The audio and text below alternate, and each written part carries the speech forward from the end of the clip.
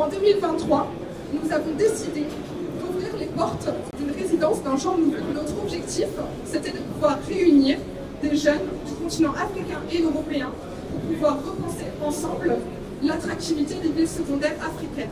Et donc j'ai eu la chance, pendant 4 mois, de coordonner ce projet et de pouvoir être accompagnée de 50 bénévoles pour monter des formations, réunir des experts, créer des échanges et pouvoir proposer des solutions à des enjeux et des opportunités de 3 villes secondaires. La première, Anéro au Togo, puis nous avons aussi travaillé sur Abomey-Calavi au Bénin et enfin Bengrir au Maroc. Faire collaborer plusieurs acteurs de la ville pose plusieurs défis. C'est aussi le cas quand il s'agit de mobiliser un grand nombre de citoyens dans la planification et la prise de décision dans les questions liées au développement de l'île. Imaginons qu'on est en face d'un nouveau projet de développement et que nous souhaitons avoir l'avis de 10 000 habitants qui seront directement impactés par ce nouveau projet, et ce dans un temps très limité. En tant qu'architecte urbaniste, je suis moi-même concernée par cette question.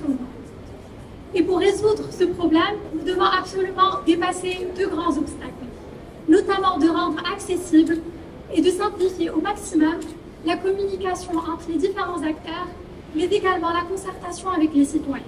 Je vous fais voyager vers la ville de Bengrir au Maroc.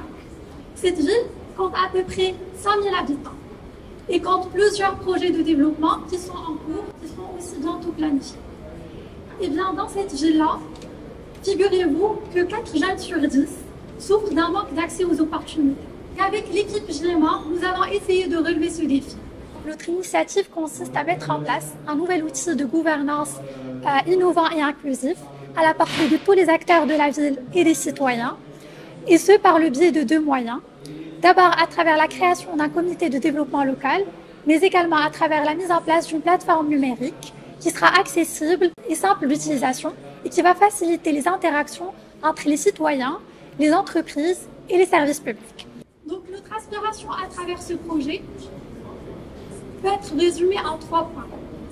D'abord, il s'agit de mettre l'innovation au service de l'inclusion sociale, d'encourager la participation citoyenne et enfin de créer de nouvelles synergies entre les différents acteurs et les citoyens autour d'événements et de rencontres sur les thématiques clés du développement de l'île.